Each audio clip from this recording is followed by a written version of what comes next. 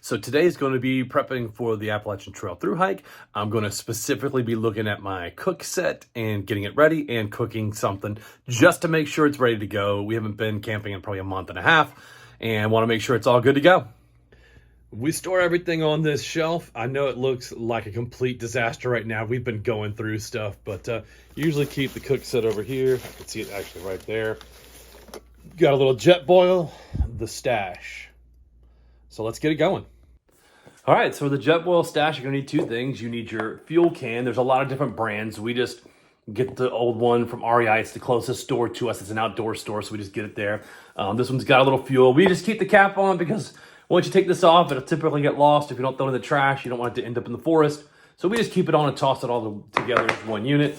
This typically just has a closing on the top, snaps open so you can carry your pot right here. And it has this rubberized grip, which we like, right? Because now I don't need another thing to keep my fingers from getting toasty. The top just comes right off. It has a storage container on the inside, some cool graphics on it. On the inside, it has room. We store a lighter in here. You want to check your lighter. Boom, boom, flame, good deal. You could also actually use the extra space in here because when I put the lighter in, there's so much extra space. You could throw some Band-Aids in there. You could throw part of your med kit if you know you don't have a large one, some tweezers or whatever, but you know this thing will store a lot in here. This I just set to the side, and then you can start putting together your thing. Inside is this, as well as the actual stove component too, right? There's a little bag to keep it from scratching the pot because this is metal, which is nice. These little things will fold around, and you'll see it starts to make a stove setup, right? So this stand just simply folds out, and you can put your canister on here. Burp. It'll fit right on in there. And we'll get it set up. It's super duper hard to take apart once you get it together, but it's meant to be so it stands and it doesn't tip over, right? I can move this and it comes down that way. Now, to put your fuel on, what I tell people is you just want to be quick about it. It will release some of the propane. So once you get it on, you get a couple of screws in there so it doesn't come over. Don't make me a liar, right?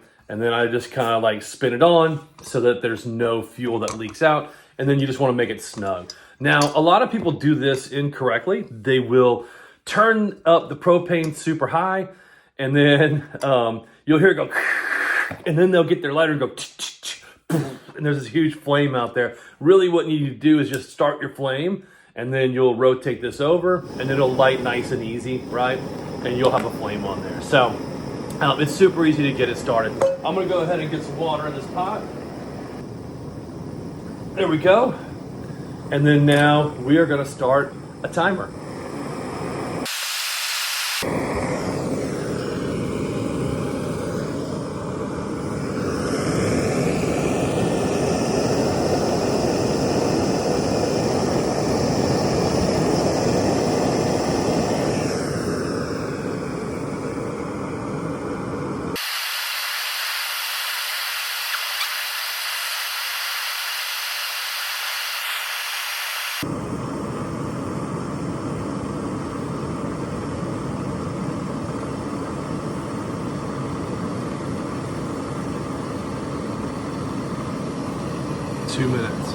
You can see that in 2 minutes, the water already has smoke coming out of the top of it. So if I put this up here, I don't know if you can see the smoke. There you go. Just in 2 minutes. So that water is hot enough. Now you can boil it for a little bit longer if you want to. We choose to just kind of conserve the fuel a little bit because you do have to carry this in and out of the woods with you. And it's an expense, right? We don't need water any hotter than that. If you're gonna do the freeze-dried meals, like if you just want a warm drink, that's fine. If you want the freeze-dried meals, I'd probably maybe go another 15 to 20 seconds on it. But we're gonna actually do a freeze-dried meal.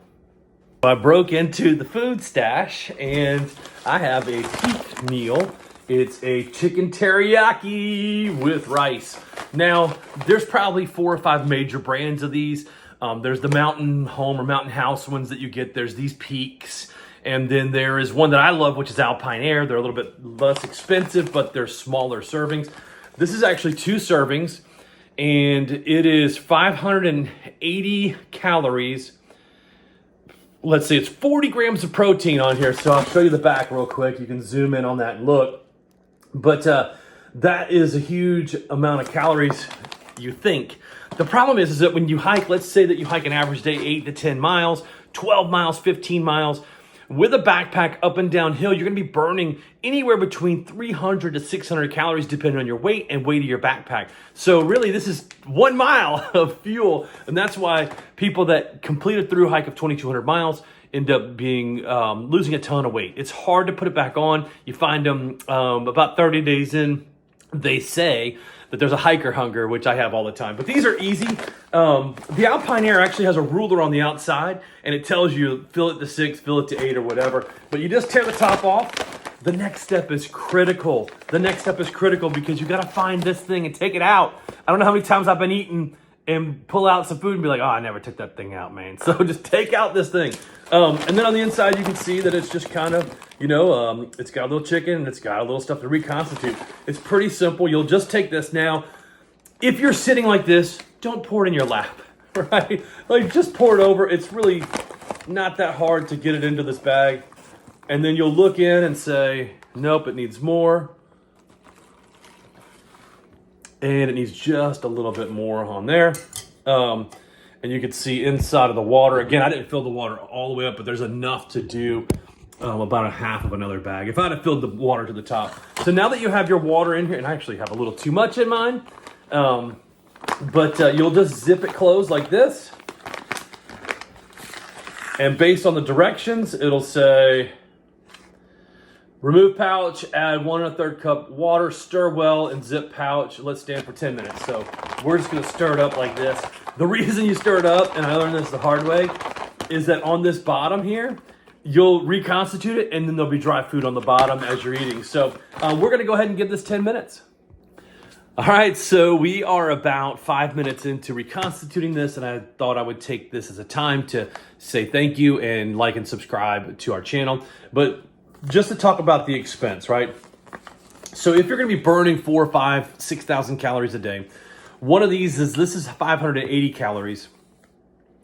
You're gonna have to get a lot of calories in, and you wanna eat as healthy as you can. The problem is that the weight on some of this stuff is crazy. So in order to remake these meals in a more cost-effective manner, right? Because these meals at $10 more or less, so you can get some a little bit lower on 8, you can get a deal on them, some are a little bit more expensive. You have to think about it this way.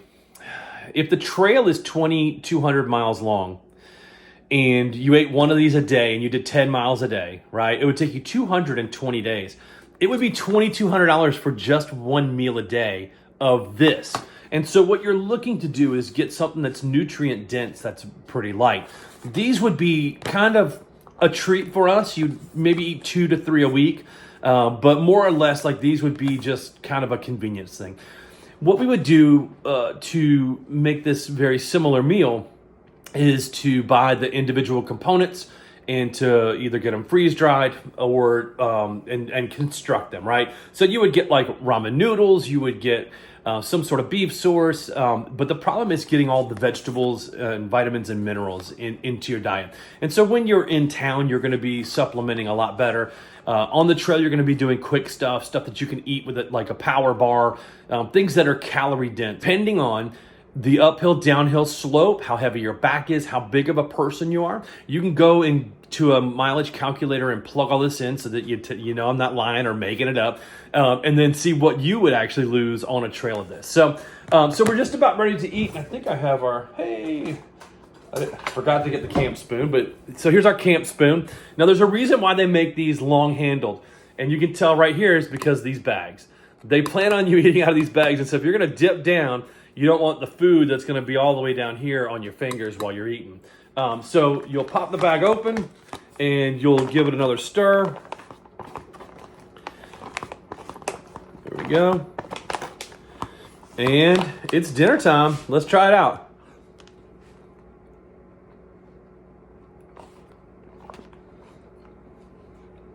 Whoa. That's actually pretty good, man. That is pretty good.